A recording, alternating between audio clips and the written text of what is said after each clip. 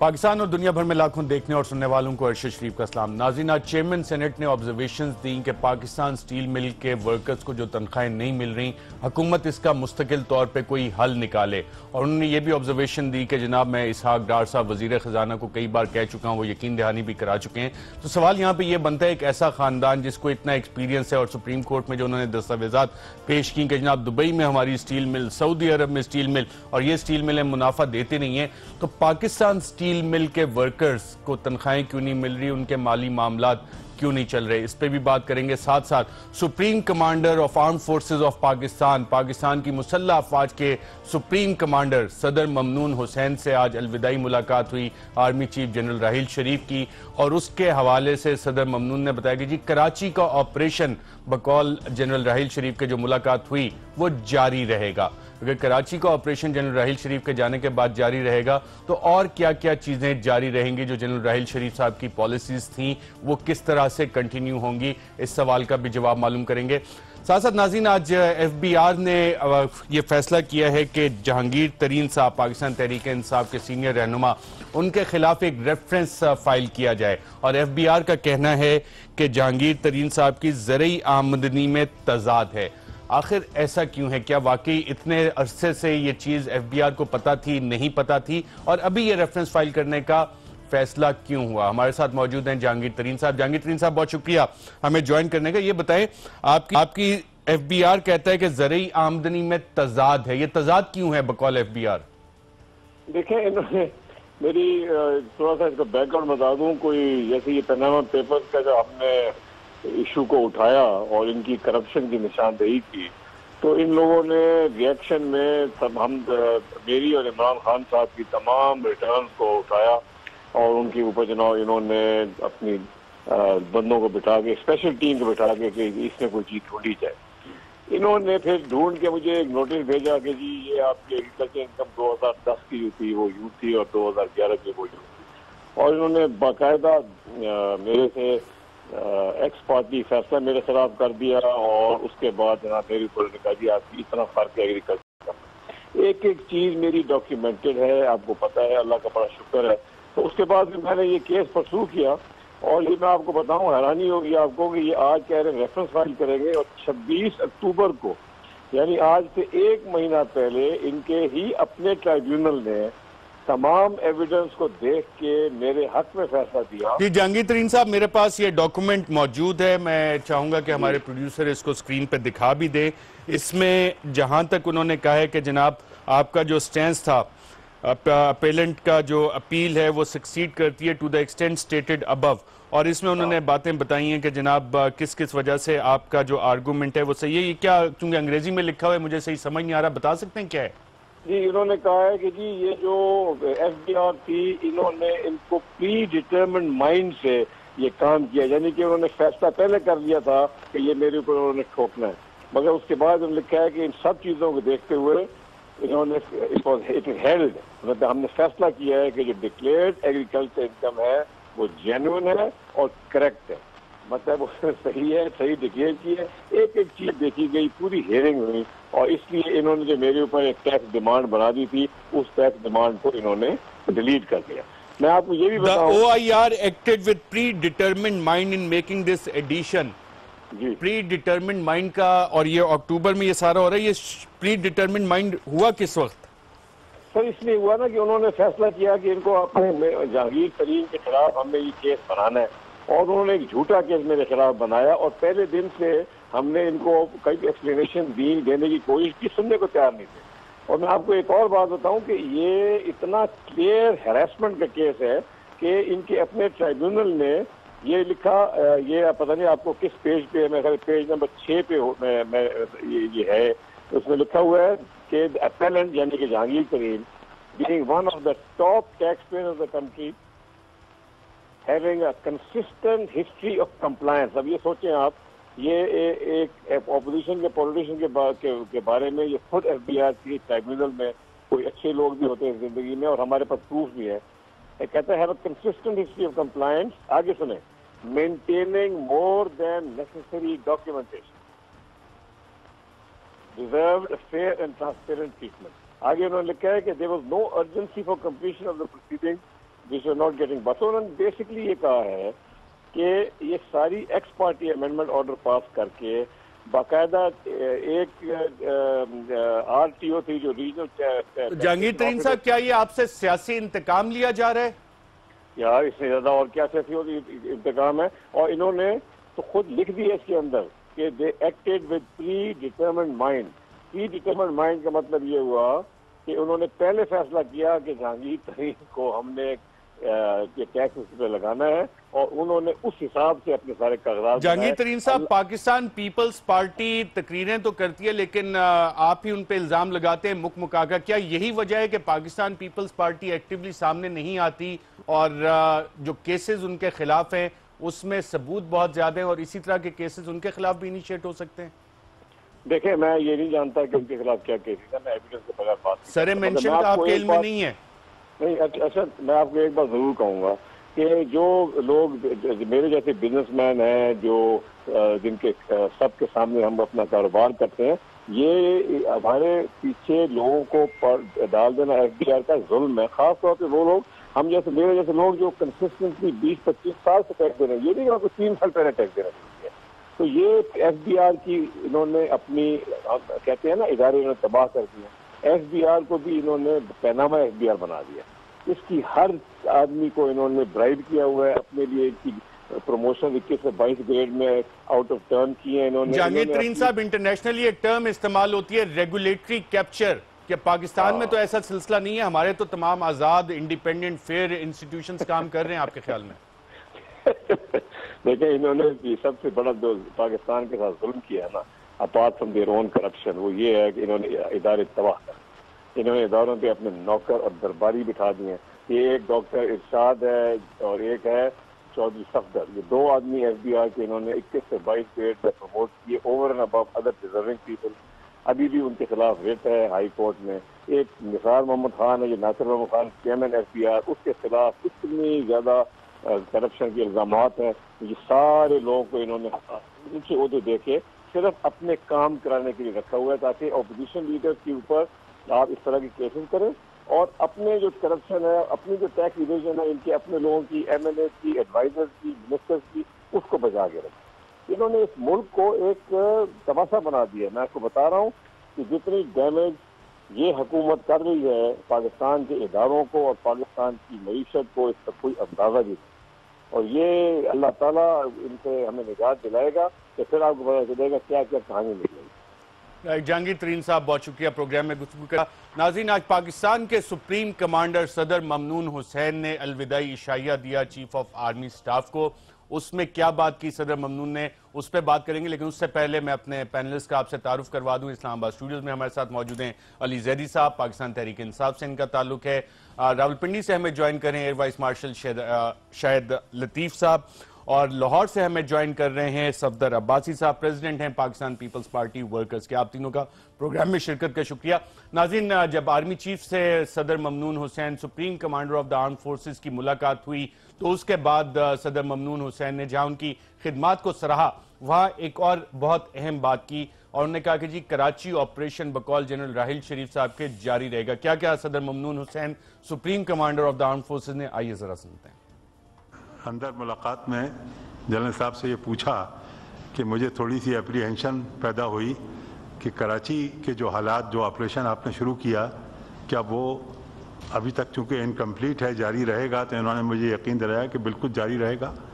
मैंने पिछले दिनों बताया जनरल साहब को कि मैंने जनरल बिलाल अकबर को बुलाया, अभी 2 दिन पहले मैं कराची में था। मैंने उनसे पूछा कराची के ऑपरेशन के बारे में और पूरी तफसील उनसे पूछ के भारत जनरल साहब ने पूरा इत्मीनान दिलाया कि इंशाअल्लाह ये जो मकासद हैं उसके हुसूल के बगैर कोई भी ऑपरेशन ख़त्म नहीं होगा। ये बड़ी खुशाइंद बात है और जनरल साहब ये एक बड़ी अच्छा ट्रेडिशन छोड़ के जा रहे हैं। जी नाज़रीन, आपने सुना, जनरल राहिल शरीफ साहब ने यकीन दिलाया कि कराची ऑपरेशन जारी रहेगा, अपने मंतकी अंजाम तक पहुंचेगा। एयर मार्शल शाहिद लतीफ साहब, कराची ऑपरेशन अपने मंतकी अंजाम तक पहुंचेगा, एक तो इस बात का मतलब बता दें, और इसके साथ साथ और कौन कौन सी चीजें जो जनरल राहिल शरीफ साहब ने शुरू की हैं वो इसी तरह चलती रहेंगी? देखें, इस तरह की बात जो है मैं समझता हूँ सुप्रीम कमांडर साहब ही फरमा सकते हैं और ये अजीब बात है, सुनने वाले को इसकी समझ शायद ना आ सके कि एक आउटगोइंग चीफ हैं जो अपनी जो उनकी जिम्मेदारियां हैं उनसे बड़ी कामयाबी से ओहदा बरा होकर और बड़ी इज्जत के साथ आज आप वो घर जा रहे हैं, तो बजाय इसके कि सुप्रीम कमांडर साहब जो हैं वो खुद से कहें कि आपके जाने के बाद हम आपको यकीन दिलाते हैं कि जो जो काम आपने शुरू किए हम उनको मंतकी अंजाम तक लेकर जाएंगे, बजाय ये कहने के ये अजीब बात कर रहे हैं कि जी जाने वाले जो आर्मी चीफ हैं वो ये कह रहे हैं कि कराची का ऑपरेशन जारी रहेगा। तो एक तो ये कि बिल्कुल मेरी समझ से बालातर है, कभी कभी वो इस तरह के बयान फरमाते हैं और बयान भी इस तरह का कि मैं समझता हूँ कि बहुत सारे दिमाग भी इस पर लगे रहे तो शायद वो ना वहाँ तक पहुँच सकें कि इसके पीछे मकसद क्या था और वो क्या कहना चाहते थे। काश इसके साथ ये भी कह देते कि इस तरह तो फिर आर्मी चीफ जो हैं वो और भी बहुत सारी चीज़ों के बारे में बयान देते रहे हैं, जैसे कराची के बारे में, दहशतगर्दी के बारे में, तो फिर ये भी कह देते कि पनामा लीक्स भी जो है उसकी भी छानबीन जारी रहेगी जब तक उसके नतीजे तक नहीं पहुंचते। मॉडल टाउन का जो किस्सा है, जब तक कातलों को नहीं पकड़ लिया जाता तो आर्मी चीफ ने कहा है कि तब तक वो भी जारी जो है वो रहना चाहिए।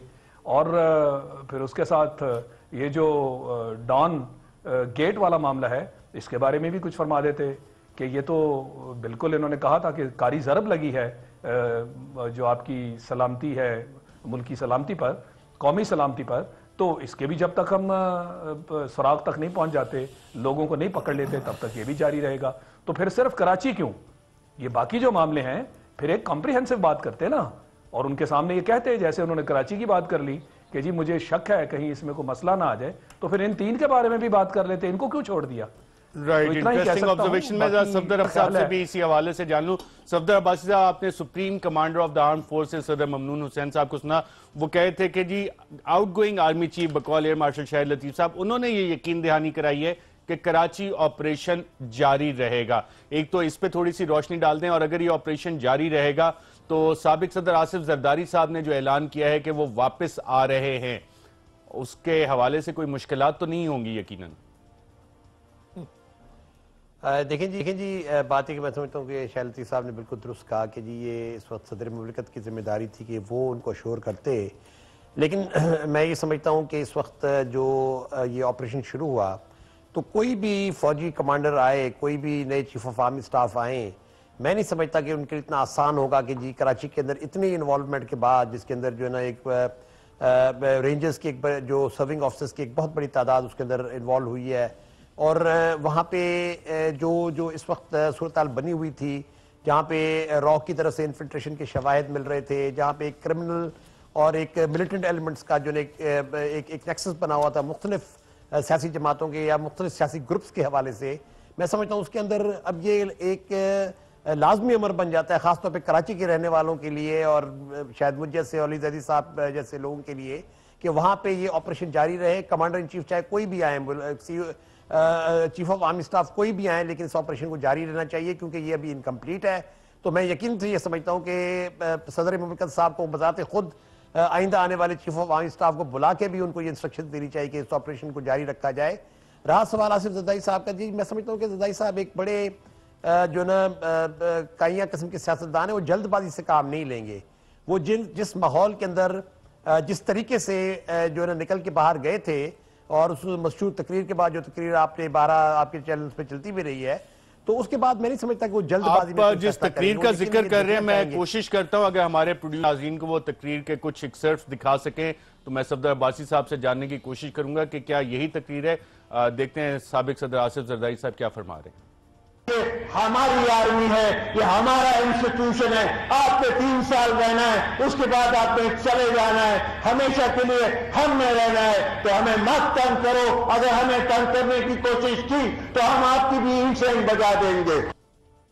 जी सफदर अब्बासी साहब, इसी तकरीर का जिक्र कर रहे थे आप?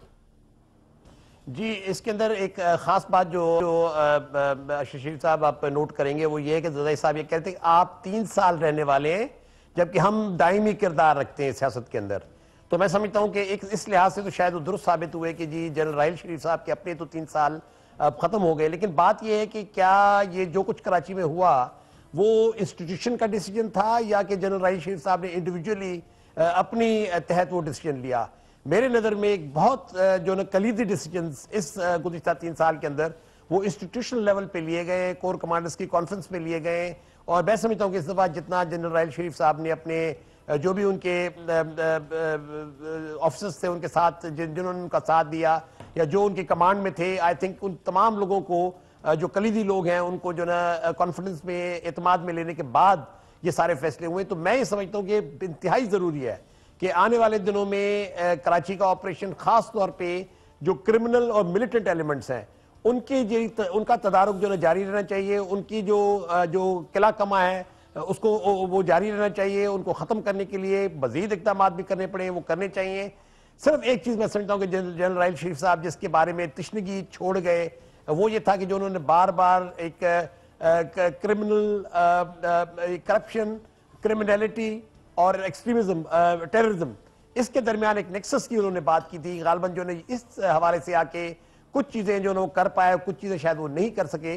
मैं समझता हूँ कि आने वाले दिनों में जो भी चीफ ऑफ आर्मी स्टाफ हो उसके लिए ये ज़रूरी हो जाता है कि जी उस ऑपरेशन को पाए तकमील तक पहुँचाएँ। जो शायद कुछ चीज़ें ऐसी थी जो जनरल राहिल शरीफ साहब अब 2016 में उनका ख्याल था कि वो ख़त्म करके दम लेंगे, लेकिन मैं समझता हूँ कुछ तशनीकी रह गई है, कुछ चीज़ें रह गई हैं। और ये आने वाली जो फौजी क़यादत है, मैं समझता हूँ कोई भी आए उसके लिए उस कमिटमेंट से निकलना बहुत मुश्किल होगा जो कि जनरल राहिल शरीफ साहब देखे गए। राइट, मैं अली जैदी साहब से भी यही सवाल हूँ। अली जैदी साहब, कराची ऑपरेशन बकौल supreme commander of the arm forces जारी रहेगा, ये इंस्टीट्यूशनल कंटिन्यूटी ऑफ डिसीजंस की तरफ इशारा कर रहे हैं या कि कोई और बात कह रहे हैं? देखें अरशद, पहले तो आप एडमिशन ऑफ गिल्ट को उर्दू में क्या कहेंगे? इतराफ जुर्म। इतराफ जुर्म मैं लिखा हुआ है मैंने, लेकिन मैं चाह रहा था आपके मुंह से सुनूं। तो आज इतराफ जुर्म तो हो गया, क्योंकि इसका तो ये मतलब है कि काश, एक तो काश, मैं हाथ जोड़ के आपको कहता हूं, किसी पीएमएलएन वाले को बुला के बिठा तो लेना। वो आते ही नहीं है, बॉयकॉट किया हुआ है उन्होंने। सवालात जो होते हैं उसके जवाब नहीं, उनकी आंखों में आके डाल के पूछे कि आप जो इतना बड़ा क्रेडिट लेते हैं कि जी हमने कराची कर दिया, आपने क्या कराची में किया? ज़रबे उसका भी क्रेडिट लेते हैं जब नेगोशिएशंस कर रहे थे। इसका मतलब है कि सदर ममनून हुसैन साहब जो सुप्रीम कमांडर हैं, उन्होंने तो एडमिशन ऑफ गिल्ट कर दी ना। एडमिशन ऑफ गिल्ट ये कर दी कि आर्मी कर रही थी ऑपरेशन, इनका कोई काम नहीं था। और इसकी एक और मजे की बात क्या हो गई, इसका मतलब यह है कि हुकूमत फेलियर है। हुकूमत फेल हो गई क्योंकि उसको शहर के अंदर फौज को लाना पड़ा, फौज से ऑपरेशन कराया, और फौज के आउटगोइंग कमांडर को कह रहे हैं या अल्लाह अल्लाह ताला का वास्ता देख के आपसे कह रहा हूं ऑपरेशन चलता रहे, ये ना हो कि कोई और आए तो ऑपरेशन खत्म। मुझे बड़ा डर लग रहा है। ये उन्होंने कहा, मैं बड़ा फिक्रमंद था या पता नहीं क्या। इस मुल्क का हाल ये है कि एडमिशन ऑफ गिल्ट आपके चैनल्स पे, पाकिस्तान के सारे चैनल्स पे ये दिखाया जाता है। लॉ एनफोर्समेंट एजेंसीज कहती हैं कि वसीम अख्तर ने भी कर लिया, वो आज मेरा आ गए, निकल गए ना, बेल हो गई। एडमिशन ऑफ गिल्ट उन्होंने कहा जी डॉक्टर आसिम ने भी कर लिया। 2 हफ्ते पहले तो वो कैनेडियन थे, 1 हफ्ता पहले वो बेचारे पैरालाइज थे, अल्लाह ताला उनको सेहत दे, वो बाहर निकलते हैं जेल से, कैनेडियन पैरालाइज सिटीजन वो बन जाते हैं कराची के सदर। तमाशा नहीं है अरशद, ये कोई तमाशा नहीं नजर आ रहा। इसका मतलब है कि आर्मी का काम अब पकड़ना जरूर होगा, जैसे रेंजर्स के पार्लियामेंट्री फोर्सेस है। पुलिस को तो आप छोड़ देना, वो तो फेलियर है, हुकूमत तो फेल हो गई। अब आपने रेंजर्स को लाया, रेंजर्स पकड़ के बंदे पकड़े अंदर, उनसे फिर आप एफआईआर की ताकत ले लें। अब रेंजर एफआईआर नहीं काट सकती, और कोर्ट्स उनको छोड़ दें क्योंकि प्रोसिक्यूशन खत्म है। अब आप ये कहेंगे कि आर्मी ने प्रोसिक्यूशन भी करनी है, फिर आप असेंबली में जाएंगे। प्रोसिक्यूशन की आपने बहुत अहम बात की है, इस पे मुझे चौधरी निसार साहब ने जो एक इशारा दिया था वो क्या था नाज़रीन, वो भी आपको बताएंगे एक छोटे से वक्फे के बाद।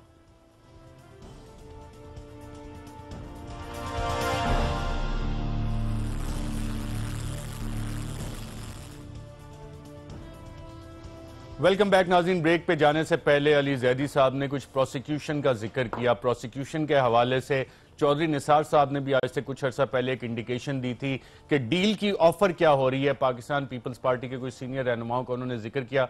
क्या कहा हमारे वज़ीर दाखिला ने, आइए जरा सुनते हैं। एक बहुत जिम्मेवार आदमी आए आज से तकरीबन 1.5-2 महीने पहले, और उन्होंने कहा कि पीपल्स पार्टी और आप में सुलह हो सकती है। वो किसके पास आए मैं फिलहाल नहीं करूँ, मतलब सीनियर लोगों के पास आए, और वो कभी इससे इख्तलाफ नहीं करेंगे। आप कुछ सीबीएम्स, तो सीबीएम्स क्या? उन्होंने कहा जी एक तो अयान अली का केस वापस लें, और दूसरा डॉक्टर आसिम की जमानत होने दें। उसमें मैं बैठा था। मैंने कहा यार खुदा के लिए मुझे बताओ, हमें कुछ बता दें, मुझे तो कुछ थोड़ा बहुत पता है, मगर ये हम हुकूमत को बता दें कि आपका अयान अली से तल्लक क्या है। कहा जाता है बेचारी, कहा जाता है पीपल्स पार्टी और खास तौर पे आसिफ जरदारी और अयान अली, मैं कोई गलत इसका मतलब ना लें, मगर नहीं बिल्कुल आप मैं सख्त आपसे आपकी हंसी पे इख्तलाफ करता हूं। नहीं, मुझे बताएं कि 5 करोड़ ही था ले जाते हुए एक लड़की 21-22 साल की, 24 साल की, मुझे अब सही, और उसके बाद जमीन आसमान मिला दिए गए। और उसको डिफेंड कौन कर रहे हैं? वो जो सबसे ज्यादा मेरे खिलाफ बोलते हैं, और बगैर फीस के किसी गरीब आदमी की वो खलड़ी नहीं खलड़ी उतार देते हैं जी। नहीं, मैं पंजाबी मुझे कहने ये खाल से ज्यादा खलड़ी वो पंजाबी से। और वहां वो बगैर फीस के और रोज मेरे खिलाफ बयान देते हैं। यार हमें इस कौम को ये भी बता दें कि क्या ताल्लुक है पीपल्स पार्टी का। और ये कंडीशन है इमरान खान साहब, ये कंडीशन है आपसे दूर होने की और हमारे नजदीक लगने की। दूसरा, मैंने उस पर मैंने कहा डॉक्टर आसिम का केस तो नैब के पास है। ये आगे से अल्फाज थे कि वहां जो प्रोसिक्यूटर जनरल है वो आपके दौर का लगा हुआ है, तो आइंदा जो तारीख आ रही है वो प्रोसिक्यूटर जनरल बेल पे इख्तलाफ ना करे। तो मैंने कहा कि ये तो खैर और भी थे, मगर मैंने कहा ये नहीं हो सकता। जी नाज़रीन, आपने वज़ीर दाखिला को सुना, वो कह रहे हैं कि ये वाले 2 प्रपोजल्स आए थे। अली ज़ैदी साहब, इसी प्रोसिक्यूशन का आप जिक्र कर रहे थे। मैं तो जी बड़े मजे की बात है वो अयान अली की उन्होंने बात की। हाल इस मुल्क का ये कि जिस कस्टम ऑफिसर ने उसको पकड़ा था, जो विटनेस था, उसको तो बेचारे को मार दिया और केस चल रहा है। प्रोसिक्यूशन का मैं आपको एक छोटा सा फैक्ट बता दूं कि 200 तकरीबन प्रोसिक्यूटर्स हैं गवर्नमेंट ऑफ सिंध के पास, कोई तकरीबन 300 मिलियन रुपए खर्च करते हैं। अभी उन्होंने कहा कि हमको पता नहीं कितने और हायर करेंगे, अपीयर ही नहीं होते, ना विटनेस प्रोटेक्शन प्रोग्राम ही नहीं है। आपको याद है कराची में जज की गाड़ी के ऊपर भी एक हमला हो चुका था, तो वो कैसे करेंगे prosecution? Law and order situation को तबाह सिर्फ रेंजर्स ने क्या काम किया, इतने आपको पता है 90,000 कितने क्रिमिनल्स पकड़े, 95% रिहा हो गए। ये अखबार की कल भी मुझे कर एक बहुत नाराज हो रहे थे साहब कि आपने फिगर गलत दिया, अखबार में लिखा हुआ है। पाकिस्तान के नामवर 2 अंग्रेजी मैं आपको भेज दूंगा, आपको चला से एक नामवर अखबार वो है जो डॉन लीक्स में भी वो मतलब नामवर है ना, मैं नामवर कह रहा हूँ, काफी नामवर है वो, और भी बड़ी चीजें लीक करता है। एक और नामवर अखबार में भी लिखा हुआ है। लेकिन कहने का मकसद है कि चले 95-90,000 नहीं होंगे, 45,000 होंगे, हाफ कर लें, लेट्स डू हाफ, 50% डिस्काउंट देते हैं। वैसे भी डील का सीजन है, वो अमेरिका में तो क्रिसमस आती है ना, डीलें होती हैं। मुझे लगता है पाकिस्तान में भी जैसे जैसे साल खत्म हो रहा है डील का सीजन चल रहा है, डीलें हो रही हैं, तो 45,000 पकड़ लें। 95% तो फारिग हो गए, जेलों में से निकल के बाहर चले गए। मर्डरर्स जिनको कहते हैं कि इतराफ जुर्म कर लिया है 27 कत्ल का, वो उमैर कौन था, वो ज़हर उमैर जो पकड़ा था एक, उसने कहा मैंने 130 कत्ल किए, वो बाहर घूम रहा है, कोई पूछने वाला नहीं है, वो पहले कहते खुद। तो मैं पूछना चाहता हूं कि या तो डीजी रेंजर साहब गलत बात कर रहे थे, या ये जो बैठ के टीवी के ऊपर डिफेंड करते हैं कि जी हमारे गलत लोगों को पकड़ा, ये गलत कह रहे हैं। मैं तो डीजी रेंजर को नहीं समझता कि वो गलत कह रहे हैं। राइट, मैं सफदर अब्बासी साहब आपसे भी ये जानना चाहूंगा, आपने चौधरी निसार साहब को भी सुना, अली ज़ैदी साहब की भी बातें सुनी, तो ये जब आसिफ जरदारी साहब कहते हैं वापसी का, डॉक्टर आसिम साहब की बेल की बातें हो रही हैं, तो इस पे आपको कोई डील नजर आ रही है? कुछ आगे ये मामला इसी तरह चलेंगे? अब देखिए जी, इसमें तो शायद कोई जो है ना दो राय नहीं है कि जरदारी साहब की और मियां मोहम्मद नवाज शरीफ साहब की ज़ाती तौर पे एक अंडरस्टैंडिंग है। उसको आप मुकमुका का नाम दे दें, उसको आप एक कॉम्प्रोमाइज़ का नाम दे दें, वो उन्होंने डिवाइड कर लिया है। उन्होंने पंजाब और सिंध आपस में डिवाइड कर लिए। पंजाब के अंदर मियाँ साहब को जरदारी साहब ने आज़ाद छोड़ दिया है, ये बिलावल साहब बेचारे कभी कभी आते हैं, शोर शोर बचाते हैं, उनको फिर फौरन बुला के वापस बुला लेते हैं। सिंध पे उनका कंसंट्रेशन सिंध पे है, मुस्तकबिल में भी उनका कंसंट्रेशन सिंध पे है, और सिंध ऐसी सोने की चिड़िया है उनके हाथ में जिसको वो नहीं जल्दी में छोड़ना चाहते और उस पर अपना कब्जा बरकरार रखना चाहते हैं। रहा सवाल जो ये दो शख्सियात का आपने नाम लिया, मैं समझता हूँ यकीनन चौधरी साहब पे एक बात में वजन नजर आता है कि जी आफ्टर ऑल ये जो इंटरेस्ट है उस खातून के अंदर पाकिस्तान पीपल्स पार्टी की तमाम क़यादत का, वो इंटरेस्ट क्यों है। और दूसरा, मैं डॉक्टर आसिम साहब के बारे में, उनके बारे में बहुत से चार्जेस हैं, मैं उन पर तो नहीं तबसरा करना चाहूँगा, लेकिन डॉक्टर आसिम साहब ने बारहा ये कहा कि जी वो कोई सियासी शख्सियत नहीं है, ना वो पाकिस्तान पीपल्स पार्टी के रुकन है। उन्होंने तो 12 आके जो ना ओपनली चैनल्स के ऊपर जो अखबारात के अंदर उनके बयानात मौजूद हैं जिसमें उन्होंने अपने आप को डीलिंग किया पाकिस्तान पीपल्स पार्टी से, और ज़ाती तौर पे ज़रदारी साहब के साथ अपनी एफिलिएशन या दोस्ती जो भी कह लें उसको शो किया। अब उनको आज पाकिस्तान पीपल्स पार्टी कराची डिवीजन का सदर जब आप लगा देते हैं तो फिर आप क्या मैसेज देते हैं पाकिस्तान पीपल्स पार्टी के आम वर्कर को।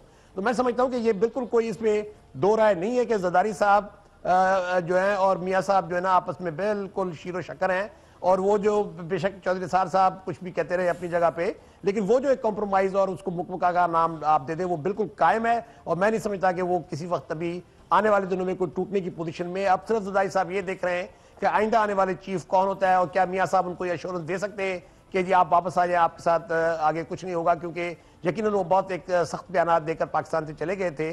तो लेकिन आने वाले दिनों में मैं समझता हूँ वो ये देखेंगे कि आने वाला चीफ जो है या चीफ ऑफ आर्मी स्टाफ या कराची के अंदर जो ऑपरेशन है वो किस डगर पे चलता है, फिर वो अपना फैसला करेंगे कि जो रहा है उन्होंने वापस आना है या नहीं आना। Right. Air marshal Shahid Latif साहब, आपने सफदर अब्बासी साहब की बात सुनी, इस पे कुछ गारंटीज शायद देखी जा रही हैं।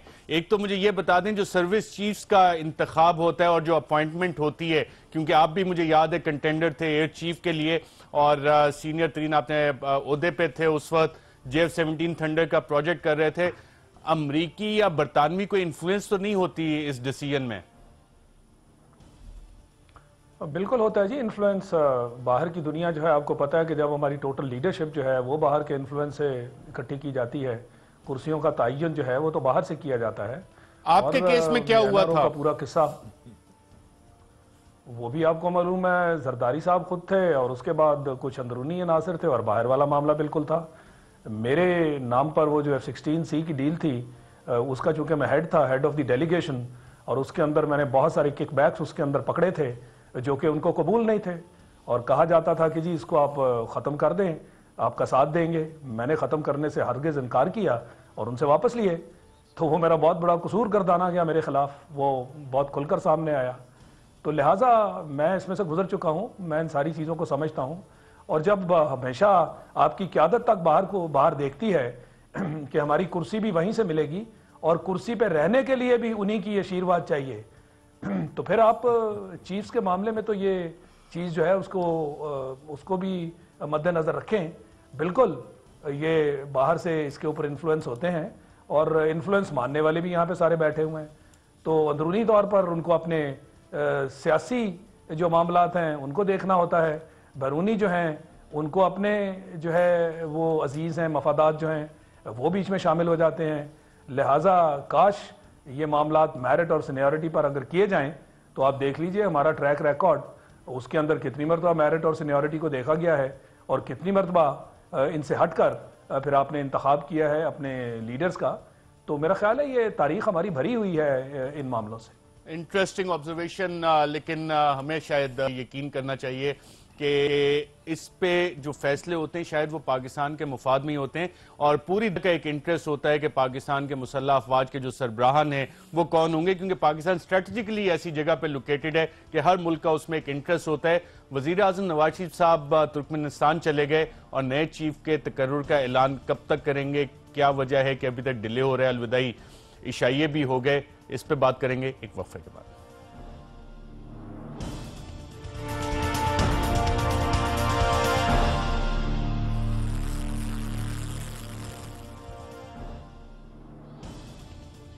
वेलकम बैक नाजरीन। एयर मार्शल शाहिद लतीफ साहब, आपसे जानना चाहूंगा कि वजीर आजम तुर्कमेनिस्तान चले गए, chairman joint chief of staff की मुद्दत मुलाजमत खत्म हो गई, कल नए chairman joint chief of staff का ऐलान होना है। वजीर आजम साहब इसको आखिरी मोमेंट तक क्यों डिले कर रहे हैं अनाउंसमेंट को? सवाबदीद उनकी है, अनाउंसमेंट कर देते तो ये मसला खत्म ना हो जाता कि जो चेन ऑफ कमांड है अलविदाई इशाइये भी हो गए, डिले किस वजह से है?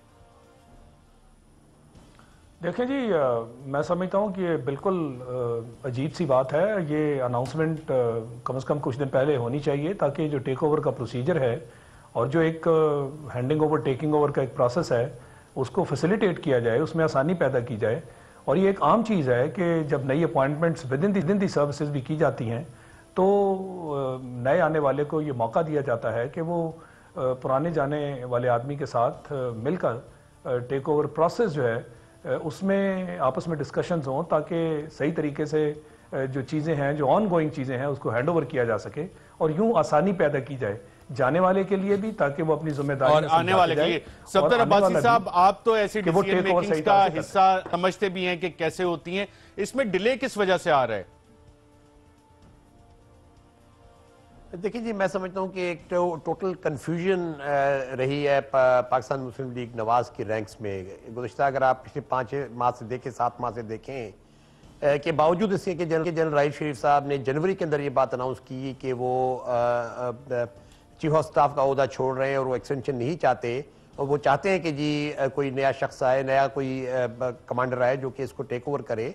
उसके बावजूद भी एक टोटल किस्म की कन्फ्यूजन रही है PMLN की रैंक्स में, और ख़ास तौर पे जो वाक़यात हुए डॉन लीक्स के हवाले से या पनामा लीक्स के हवाले से, उससे लगता है कि गवर्नमेंट टोटली रेटल्ड नज़र आ रही थी। गवर्नमेंट के को समझ नहीं आ रही थी कि क्या हो रहा है। वो बार बार जो है ना, अगर आप आज तो जो है ना, कल तो मैं देख रहा था कि जब वो जो अलविदा इशाइया था उसके अंदर तो मियाँ साहब की बातें बिल्कुल खिली हुई थी और माशाल्लाह वो बहुत मुस्कुराते हुए हंसते हुए नज़र आ रहे थे। लेकिन इससे पहले अगर आप देखें तो मुसलसल एक गमगीन किस्म की सूरत नज़र आ रही थी PMLN की रैंक्स में। और आज वो ज़रूर जनरल राहिल शरीफ साहब को जो है ना अच्छे अंदाज में अलविदा कर रहे हैं, उनकी तारीफ़ें भी कर रहे हैं। लेकिन अगर आप इसी सोशल मीडिया पे जाएं और जो PMLN के जो ग्रुप्स हैं वो जनरल राहिल शरीफ साहब के बारे में क्या बातें करते रहे गुज़िश्ता 1 महीने 2 महीने के अंदर, तो वो भी आपको बड़ी वजाहत से जो मिल जाएगी कि उनकी क्या थिंकिंग थी।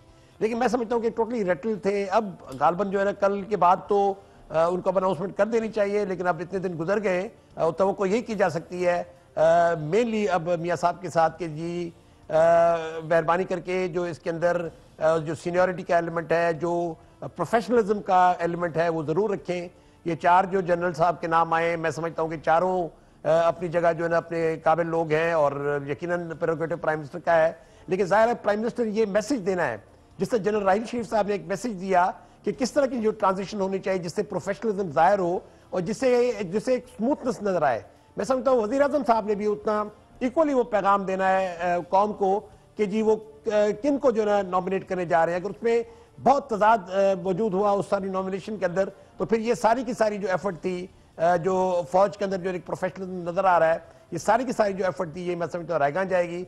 और मैं समझता हूँ कि इस वक्त बॉल जो है ना मियाँ मोहम्मद नवाज शरीफ साहब की कोर्ट में है कि वो आए और एक अच्छा फैसला करें जिससे कौम को तकवीयत पहुंचे कि आने वाले दिनों में हमारी जो फौजी कमान जो भी फैसला उसमें जो जनरल पेंडिंग इश्यूज है, जिस ऑन लीक्स वाला भी इशू है जिसके पे एक कमीशन इंक्वायरी कर रहा है, आप समझते हैं कि उस इंक्वायरी में कोई रिजल्ट आएगा या at the end of the day जैसे हमने बहुत सारी GITs में देखा MI और ISI का डिसेंटिंग नोट और मामला खत्म? अरशद, मैं देखें ये प्रोगेटिव प्राइम मिनिस्टर का है कि किसको बनाएं। ये अब एक्सेप्टेबल फैक्ट है, और बल्कि ये फैक्ट है एक्सेप्टेबल क्या सबको ही पता है, सबने एक्सेप्ट कर लिया है कि जो भी काम अच्छे इस मुल्क में हुए हैं वो इन्होंने तो नहीं किए। अच्छा, तुक्के में शायद उन्होंने एक अच्छा आर्मी चीफ लगा दिया, तुक्का लग गया पिछली दफा। अब नवाज शरीफ साहब क्या तुक्का लगाते हैं वो जाने हो जाने। लेकिन आपने आपको पता है J. एडगर हूवर कौन था? मैं सिर्फ वो कमेंट कर दूं जो आपने तकरीर सुनाई थी। J. एडगर हूवर आपको याद है कौन था? FBI का लॉन्गेस्ट सर्वेंट डायरेक्टर था, chief of FBI for the longest time America में। उसके नाम पे बिल्डिंग्स हैं, बड़ा उसने FBI को बनाने में उसका काम। यू नो, उसकी जो सबसे इंपॉर्टेंट स्ट्रॉन्गेस्ट ट्रेड जो उसका एसेट था वो ये था कि सारे पॉलिटिशियंस की फाइलें, फोन रिकॉर्डिंग्स उसके पास थी और वो सारों को ब्लैकमेल करता था। वो 5-6 एडमिनिस्ट्रेशन निकाल गया, जो आता था उसको हटा नहीं सकता था। J. Edgar Hoover can't move him. उसके ऊपर मूवीज बनी हुई है, किताबें लिखी गई हैं। अब चौधरी निसार साहब माशाल्लाह बड़े, लेकिन ये J. एडगर हूवर ना बने। पाकिस्तान का ये हूवर कौन है? मैं तो कह रहा हूं कि मुझे एक्चुअली अगर आप कहने थे, मुझे आपकी नौकरी पे आपकी जो आप काम करते हैं ना, मुझे बड़ा डर लग गया है, इसलिए कि सारे मिनिस्टर हमारे इन्वेस्टिगेटिव जर्नलिस्ट हैं।